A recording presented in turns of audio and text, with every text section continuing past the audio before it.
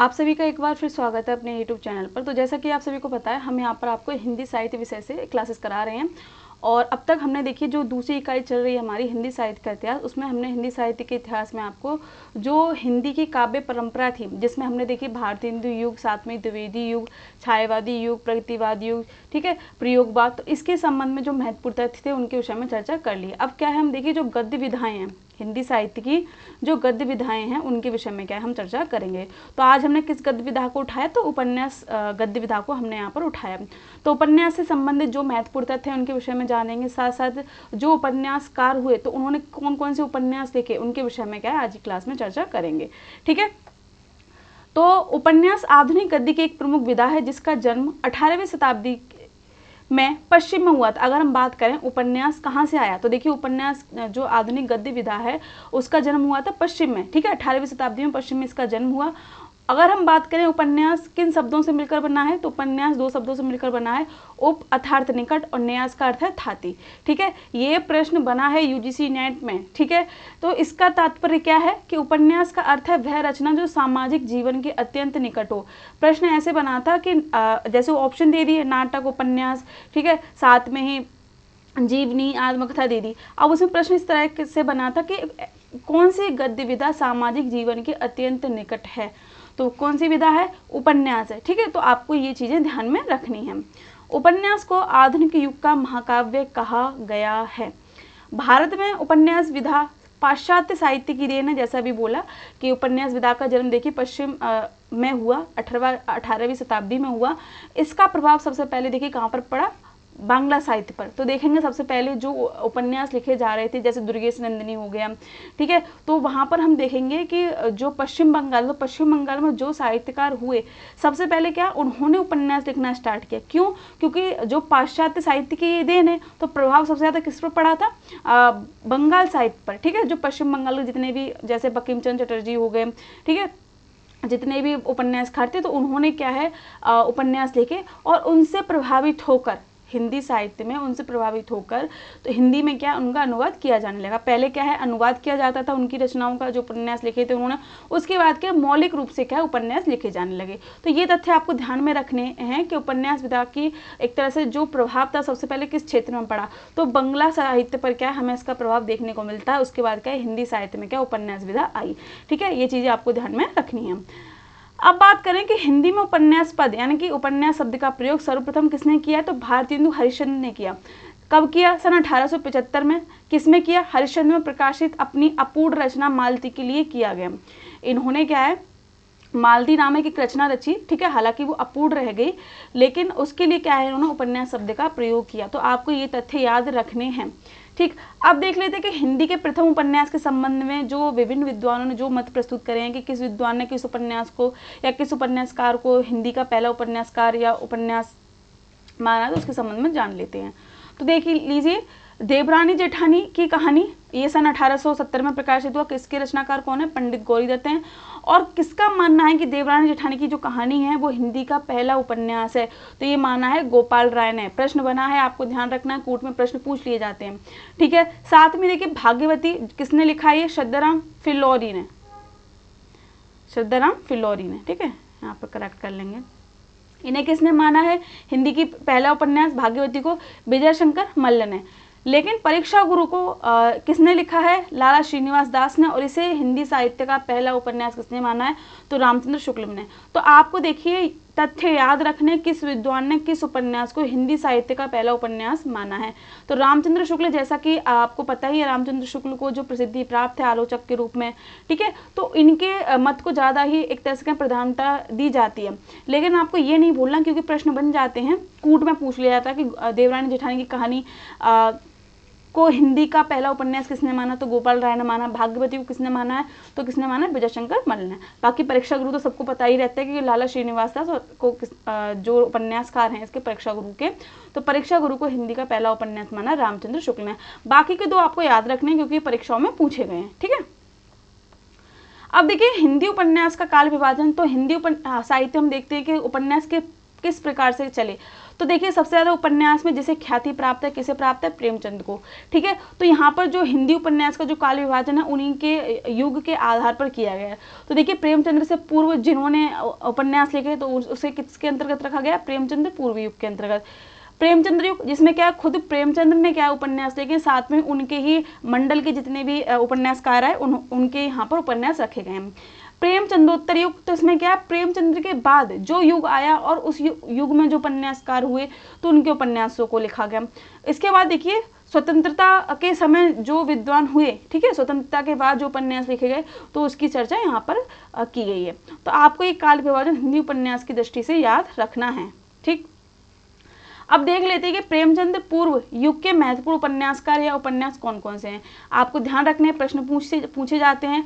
तो गौरीदत्त ने कौन सा उपन्यास लिखा, देवरानी जेठानी की कहानी। ठीक है, ये कब प्रकाशित हुआ, सन 1870 में। ध्यान रखनी है, सन भी आपको ध्यान रखनी है। और इसे हिंदी का पहला उपन्यास किसने माना है, गोपाल राय ने। अभी हमने आपको बताया गोपाल राय ने, रिवीजन करते चलना है। वही अगर हम बात करें ईश्वरी प्रसाद एवं कल्याण राय की, तो इन्होंने देखिए बामा शिक्षक, महत्वपूर्ण उपन्यास, ध्यान रखना है, 1872 में इसका प्रकाशन हुआ। देखिए जो यहाँ पर हमने उपन्यास रखे हैं, हमने वही उपन्यासकार और वही उपन्यास रखे हैं जो आपकी परीक्षाओं में पूछे गए हैं। ठीक है, तो ये चीज़ें आपको ध्यान में रखना है। श्रद्धाराम फिल्लोरी, तो भाग्यवती का प्रकाशन हुआ 1877 में। इसे हिंदी साहित्य का पहला उपन्यास किसने माना, विजय शंकर मल्ल ने। ठीक है,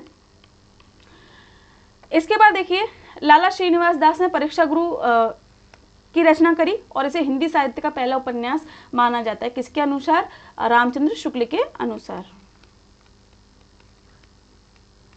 ठीक है, इसका प्रकाशन हुआ सन 1882 में। इसके बाद देखिए बालकृष्ण भट्ट, तो बालकृष्ण भट्ट ने देखिए रहस्य कथा, नूतन ब्रह्मचारी, 100 अजान एक सुजान नामक उपन्यास लिखे हैं। आपको ध्यान रखने हैं। महत्वपूर्ण प्रश्न, श्यामा स्वप्न किसकी रचना है, तो ठाकुर जगमोहन की रचना है। इसका प्रकाशन हुआ 1888 में।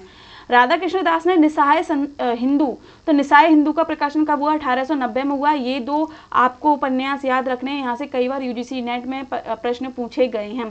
ठीक है, इसके साथ देखिए अयोध्या सिंह उपाध्याय, हरिओदना, ठेठ हिंदी का ठाठ, अधिकला फूल। ठीक है, कूट में दे दिए जाते हैं। जब तक आपको इनकी रचनाएं याद नहीं होंगी तब तक क्या आप क्वेश्चन सही नहीं कर सकते। इसीलिए आपको ध्यान रखना है कि ठाकुर जगमोहन सिंह ने श्यामा स्वप्न नामक उपन्यास लिखा, राधा कृष्ण दास ने निसाय हिंदू लिखा और अयोध्या सिंह उपाध्याय, हरिओदना ने ठेठ हिंदी का ठाठ और अधिकला फूल नामक उपन्यास लिखे हैं। ठीक है, इसके बाद देवकीनंदन खत्री, तो देवकीनंदन खत्री की अगर हम बात करें, इन्होंने देखिए चंद्रकांता की इन्होंने दो रचना लिखी है। देखिए सबसे पहले चंद्रकांता 1888 में प्रकाशित होता है। दूसरा जो चंद्रकांता संतति है वो 1896 में प्रकाशित होती है। ध्यान देंगे, और इसमें देखिए 6 भाग हमें देखने को मिलते हैं। इनका एक उपन्यास और है। अगर हम बात करें देवकीनंदन खत्री की, तो ऐसा कहा जाता है कि देवकीनंदन खत्री ने जो अपने उपन्यास लिखे तो क्या उनके जितने भी उपन्यास है अय्यारी पर आधारित हैं। ठीक है, चमत्कार पर, अय्यारी पर, जादू एक तरह से कहें उसमें दिखाया जाता था। तो ऐसा कहा जाता है कि जो लोग हिंदी नहीं जानते थे, ठीक है, क्योंकि चंद्रकांता के उस समय ऐसी धूम मची थी कि सब लोग चंद्रकांता को पढ़ना चाहते थे, तो यहाँ पर जो हिंदी नहीं जानते थे उन्होंने भी हिंदी इसलिए सीखी ताकि वो देवकीनंदन खत्री के चंद्रकांता या चंद्रकांता संतति को पढ़ सकें। तो एक तरह से ये महत्ता थी देवकीनंदन खत्री की। देख लीजिए कल्पना शक्ति इन्होंने इस तरीके से अपनी रखी अपने रचना में कि उस कल्पना शक्ति पर आधारित जो इन्होंने रचनाएं रची, ठीक है, अय्यारी सहित इन्होंने ऐतिहासिक जो पृष्ठभूमि बनाई, ठीक है, इसमें कल्पना का जो प्रचुरता है वो हमें देखने को मिलती है और इसका प्रभाव क्या है जो पाठकगण है उन पर पड़ा। तो आपको ये तथ्य ध्यान में रखने हैं।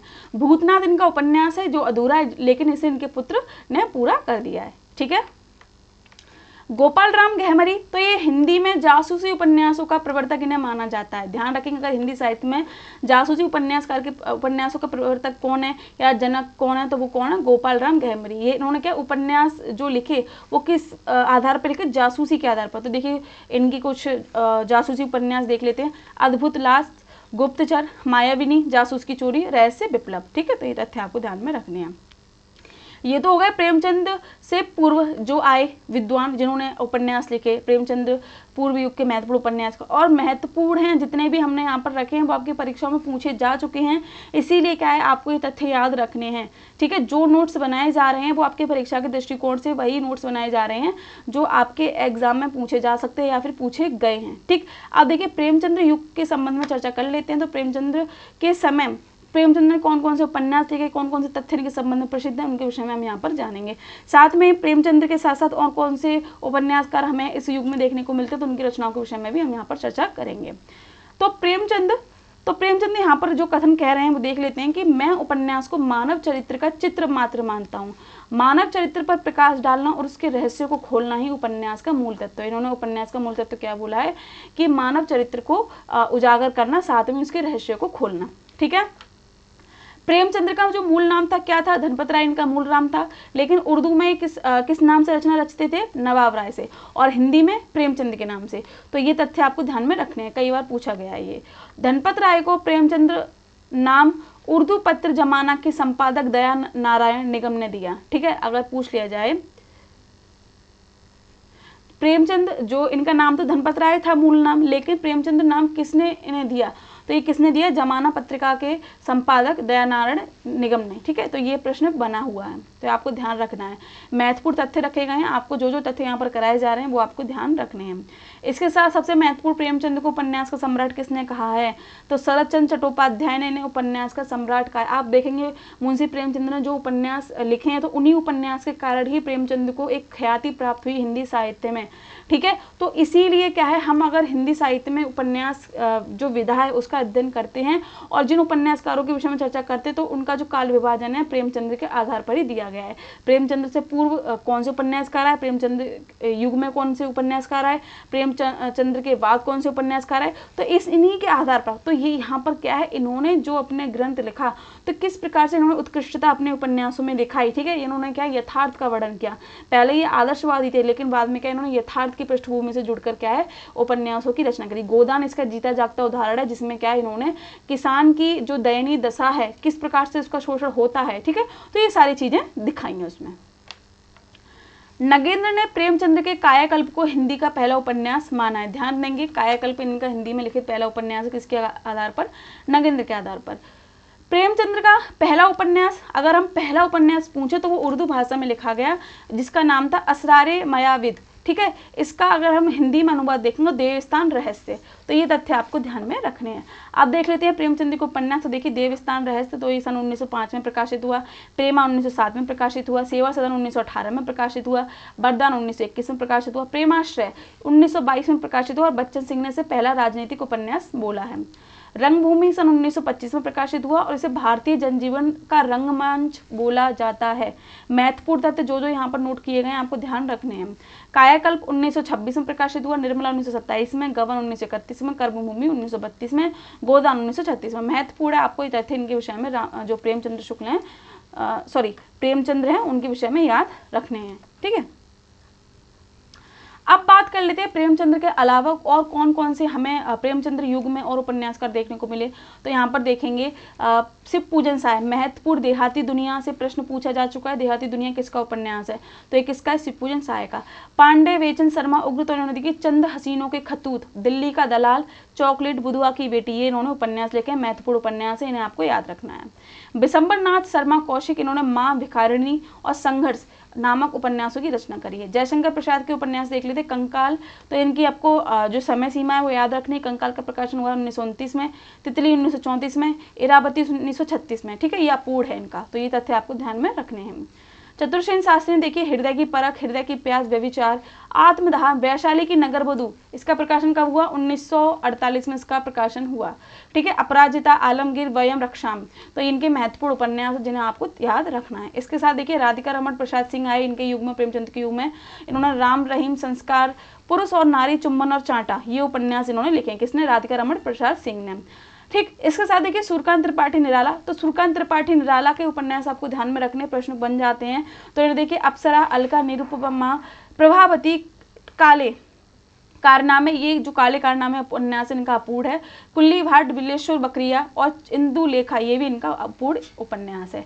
तो ये प्रेमचंद्र के समकालीन जितने भी हमें उपन्यासकार जो महत्वपूर्ण हैं परीक्षा के दृष्टिकोण से, तो वो हमने यहाँ पर आपको लिख कर दिए हैं। ठीक है, तो अब देख लेते हैं प्रेमचंद के बाद और कौन कौन से हमें ऐसे उपन्यासकार देखने को मिलते हैं जिन्हें हिंदी साहित्य में ख्याति प्राप्त है। ठीक है, इसके साथ ही देखिए मनोविश्लेषणवाद, तो मनोविश्लेषण को आधार बनाकर किसने उपन्यास लिखे? तो आपने देखिए जैनेन्द्र का नाम सुना होगा, अग्गे का नाम सुना होगा, इलाचंद्र जोशी का नाम सुना होगा, और महत्वपूर्ण है, यहाँ से प्रश्न बनते ही बनते हैं। तो एक बार मनोविश्लेषणवादी जो उपन्यासकार है उनको देख लेते हैं।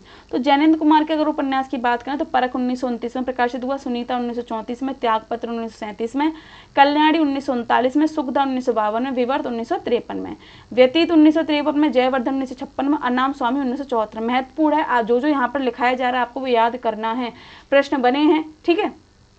इलाचंद्र जोशी, तो देखिए इलाचंद्र जोशी ने लज्जा, सन्यासी, पर्दे की रानी, निर्वासित, मुक्तिपथ, जिप्सी आदि उपन्यास लिखे। इसके साथ देखिए अज्ञा, तो शेखर एक जीवनी जो आपके सिलेबस में भी लगी हुई है, तो शेखर एक जीवनी 2 भागों में प्रकाशित हुई। तो पहले भाग का प्रकाशन हुआ 1940 में, दूसरे भाग का प्रकाशन हुआ 1944 में, ठीक है। नदी के द्वीप, इसका प्रकाशन हुआ 1951 में, और अपने अपने अजनबी, तो ये 1961 में प्रकाशित हुई, ठीक है। नदी के द्वीप एक उपन्यास है, आपको ये तथ्य याद रखने हैं। डॉक्टर देवराज, तो इन्होंने देखिए पथ की खोज, अजय की डायरी, ये कब प्रकाशित हुई? 1960 में। रोड़े और पत्थर, दोहरी आग की लपट, महत्वपूर्ण है, ये हमारे जो महत्वपूर्ण मनोविश्लेषणवादी एक तरह से उपन्यासकार हैं उनके विषय में हमने यहाँ पर चर्चा की है, ठीक है। चलते हैं आगे।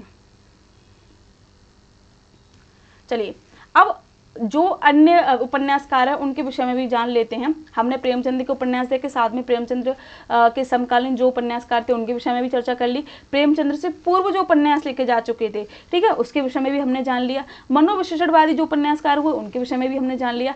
अब जो बाकी के उपन्यासकार हैं, जैसे जिन्होंने क्या यथार्थ पर, ठीक है, समाज पर और किसी अंचल क्षेत्र पर उपन्यास लिखे हैं, तो यहाँ पर जो महत्वपूर्ण है उन्हीं को हमने यहाँ पर लिया है। तो देखिए विष्णु प्रभाकर, तो विष्णु प्रभाकर ने कौन से उपन्यास लिखे हैं? ढलती रात, निशिकांत, संकल्प, स्वप्न, तट के बंधन। अमृतलाल नागर, तो इन्होंने बूंद और समुद्र, शतरंज के मोहरे, सुहाग के निपुर, मानस के हंस 1972 में प्रकाशित हुआ, नाचियो बहुत गोपाल, महत्वपूर्ण, ये कई बार ये रचना पूछी जा चुकी है। तो नचायो बहुत गोपाल, ठीक है, किसकी है? अमृतलाल नागर की। खंजन नयन, तो 1981, ठीक है। जो खंजन नयन है सूरदास से संबंधित इन्होंने यहाँ पर अपने मत को रखा है, और मानस के हंस में इन्होंने तुलसीदास के संबंध में अपने मत प्रस्तुत किए हैं। करवट पीढ़ियां, तो ये किसके उपन्यास है? अमृतलाल नागर के। भीष्म साहनी, इन्होंने झरोखा, कड़ियां, तमस 1973 में प्रकाशित हुआ, और ये आपके सिलेबस में भी लगा हुआ। इसके विषय में विस्तृत चर्चा हम जब उपन्यास पढ़ाएंगे तब करेंगे। बसंती, नीलू, नीलिमा और नीलोफर, ठीक है, तो ये भीष्म साहनी को उपन्यास। भगवती चरण वर्मा की बात करें, पतन, चित्रलेखा, 3 वर्ष, टेढ़े मेढ़े रास्ते, भूले विश्रेय चित्र, धुप्पल, महत्वपूर्ण, सामर्थ्य और सीमा। तो ये तथ्य आपको ध्यान में रखने किसके संबंध में? भगवती चरण वर्मा के संबंध में। हजारी प्रसाद द्विवेदी के आपको उपन्यास याद रखने हैं। बाण भट्टी की आत्मकथा, ये आपके सिलेबस में लगी हुई है। ये कब प्रकाशित? 1946 में। पुनर्नवा 1973 में। चारूचंद्र लेख 1963 में। आनंद दास का पोता 1976 में, ठीक है। इसके साथ अगर हम बात करें राहुल सांकृत्यायन ने, तो राहुल सांकृत्यायन के भी उपन्यास है, जैसे जीने के लिए, जय योध्या, रांगे राघव ने मुर्दों का टीला, ये प्रश्न पूछा गया है, मुर्दों का टीला किसकी रचना है? तो रांगे राघव की है। राई और पर्वत किसकी है? रांगे राघव की। यशपाल, तो दादा कामरेड, देशद्रोही, दिव्या, झूठा सच आपके जो सिलेबस है यूजीसी नेट का वहाँ पर भी देखने को मिल रहा है, और इसका प्रकाशन 2 भागों में हुआ है, पहला 1958 में, दूसरा 1960 में प्रकाशित हुआ है, ठीक है। तो ये तथ्य आपको ध्यान में रखने हैं। मार्कंडे की बात करें तो उन्होंने देखिए सेमल का फूल और अग्निबीज महत्वपूर्ण रचना है मार्कंडे की, ये प्रश्न बना है यहाँ से। जगदीश चंद्र, तो इन्होंने देखिए धरती धन्ना अपना सन 1972 में प्रकाशित हुई, यादों का पहाड़ मुट्ठी भर कांकर, ठीक है। जो जगदीश चंद्र इन्होंने क्या, ये दलित साहित्य से अपना संबंध रखते हैं, तो यहाँ पर जो दलित समस्या है, ठीक है, उनके विषय में यहाँ पर बताया गया है। फणीश्वर नाथ रेणु, ये अंचल विशेष के कवि हैं, सॉरी कवि नहीं बोलेंगे, उपन्यासकार हैं, ठीक है। इन्होंने किसी क्षेत्र को अपना आधार बनाकर रचनाएं रची हैं, तो उसे हम आंचलिक उपन्यासकार कहते हैं, तो ये उसके अंतर्गत आएंगे। तो फणीश्वर नाथ, यहाँ पर करेक्ट कर लेंगे, फणीश्वर नाथ, ठीक है। फणीश्वर नाथ रेणु, तो इन्होंने देखिए मैला आंचल, ये भी आपके सिलेबस में है, तो ये कब प्रकाशित हुआ? 1954 में। परती, परिकथा, दीर्घ तपा और जुलूस, ये उनके उपन्यास हैं, तो इन्हें आपको ध्यान में रखना है। धर्मवीर, तो गुनाहों का देवता, इसके विषय में तो आपने सुना ही होगा, और सूरज का 7 पखुड़ा, तो ये कुछ महत्वपूर्ण उपन्यास हैं जिन्हें हमें याद रखना है, ठीक है। इसके साथ देखिए अगर हम बात करें जो महिला उपन्यासकार हुई, तो सबसे पहली महिला उपन्यासकार कौन है? तो साध्वी सती प्राण अवला को हिंदी की प्रथम महिला उपन्यासकार माना जाता है, आपको तथ्य ध्यान में रखना है। इसके साथ देख लीजिए कुछ महिला जो उपन्यासकार है उनकी जो महत्वपूर्ण उपन्यास उनको हम देख लेते हैं। तो उषा प्रियमदान ने देखिए 55 खंबे, लाल दीवारें, रुकोगी नहीं राधिका, ये कई बार पूछा गया यूजीसी नेट के एग्जाम में, ठीक है। मित्रों मर जानी ये भी पूछा गया, सूरजमुखी अंधेरे में, जिंदगी नामा ये भी एक जिंदगी नामा आपके यूजीसी नेट के सिलेबस में लगा हुआ है और वहाँ पर हम इसकी पूरी विस्तृत चर्चा करेंगे। ठीक है, मनु भंडारी, आपका बंटी, महाबोझ, इनकी भी देखिए जो मनु भंडारी हैं तो इनके भी उपन्यास आपके एक तरह से कहें जो यूजीसी नेट का सिलेबस है, उपन्यास की जो विधा चलेगी आगे, तो उसमें भी हम क्या है इसके विषय में चर्चा करेंगे। पीली आंधी तालाबंदी किसकी रचना है, तो ये प्रभा खेतान के उपन्यास है। इसके साथ नाशिरा शर्मा का 7 नदियां एक समुद्र, महत्वपूर्ण प्रश्न बना है यहाँ से। तो आपको देखिए यहाँ पर एक चीज़ तो क्लियर हो रही होगी कि जो नोट्स हम बना रहे हैं तो उसमें जो महत्वपूर्ण तथ्य हैं तो वही हम रख रहे हैं। ठीक है, तो आपको बाकी आपको प्रैक्टिस करती रहनी है, जैसा मैंने आपको बताया कि आपको एक कोई बुक ले लेनी है जो प्रैक्टिस करने के लिए, प्रीवियस ईयर के जितने भी क्वेश्चन आए हैं तो वहाँ पर क्या है आपकी प्रैक्टिस भी होती रहेगी, बाकी जो महत्वपूर्ण तथ्य है वो हम आपको यहाँ पर करा रहे हैं। ठीक, इसके साथ देखिए दलित साहित्य से संबंधित महत्वपूर्ण तथ्य देख लेते हैं। तो जयप्रकाश करदम कृत छप्पर को हिंदी दलित साहित्य का पहला उपन्यास माना जाता है। ठीक है, तो ये तथ्य आपको ध्यान में रखने हैं। अब कुछ जो दलित साहित्यकार है उन्हें देख लेते हैं। रामजी लाल सहायक, तो इन्होंने देखिए बंधन मुक्ति, महत्वपूर्ण ये बंधन मुक्ति के उपन्यासकार कौन है, रामजी लाल सहायक। जयप्रकाश करदम ने छप्पर 1994 में प्रकाशित हुआ इनका शमशान का रहस्य। ठीक है, इसके साथ देखिए जो प्रेम कपाड़िया हैं, तो प्रेम कपाड़िया ना माटी की सौगंध, इन्होंने क्या उपन्यास लिखा। इसके साथ देखिए जगदीश चंद्र, जैसा मैंने आपको आगे बता ही दिया, नरकुंड में बास, घास गोदाम, धरती धन्ना अपना, मुट्ठी भर कांकर, ये इनकी उपन्यास हैं। ठीक है, तो ये कुछ महत्वपूर्ण उपन्यास हैं जो आपको यहाँ पर याद होने चाहिए। तो जैसा कि आपको पता है हमारी दूसरी इकाई चल रही है, दूसरी इकाई काफ़ी बड़ी है क्योंकि देखिए हिंदी साहित्य का इतिहास, तो हिंदी साहित्य के इतिहास में हमने देखिए हिंदी साहित्य की पद्धतियाँ हैं, हिंदी साहित्य इतिहास ग्रंथकार हुए, उनके जो ग्रंथ हुए, साथ में ही आप देख रहे होंगे आदिकाल, भक्ति काल, रीति काल, और आधुनिक काल में हमने भारतेंदु युग, द्विवेदी युग, ठीक है, छायावादी युग, प्रगतिवाद, प्रयोगवाद को पढ़ा। अब हम चर्चा कर रहे हैं जो हमारी आधुनिक काल की जो गद्य विधाएं हैं। तो आज की क्लास में हमने उपन्यास गद्य विधा को उठाया है। तो उम्मीद करते हैं यहाँ पर आपको जो महत्वपूर्ण तथ्य हैं वो क्लियर हुए होंगे। ठीक है, जितने भी हमने यहाँ उपन्यासकार रखे हैं वो आपकी परीक्षा के दृष्टिकोण से महत्वपूर्ण हैं और इन्हें आपको ध्यान में रखना ही रखना है क्योंकि यहीं से आपके प्रश्न बनते हैं। ठीक है, तो ये चीज़ें यहाँ पर आपको ध्यान में रखनी है। तो उम्मीद करते हैं कि आपको जो उपन्यास विधा है उसके संबंध में जो महत्वपूर्ण तथ्य हैं वो समझ में आए होंगे। ठीक है, बाकी किसी कोई डाउट रहते हैं तो आप कमेंट बॉक्स में बताएंगे। ठीक है, तो आज की क्लास को यहीं समाप्त करते हैं, मिलते हैं कल अपनी एक नई गद्य विधा के साथ। जैसे ये सारी गद्य विधाएं हो जाएंगी तभी हमारी क्या दूसरी यूनिट कंप्लीट हो जाएगी, फिर हम क्या काव्यशास्त्र के संबंध में चर्चा करेंगे। ठीक है, तो आज की क्लास में इतना ही। अब बाकी आपको कोई भी डाउट रहा करें तो आप कमेंट बॉक्स में पूछ लिया कीजिए। ठीक है, और ज़्यादा से ज़्यादा वीडियो को शेयर करनी है और बने रहिए अपने चैनल के साथ। बहुत बहुत धन्यवाद।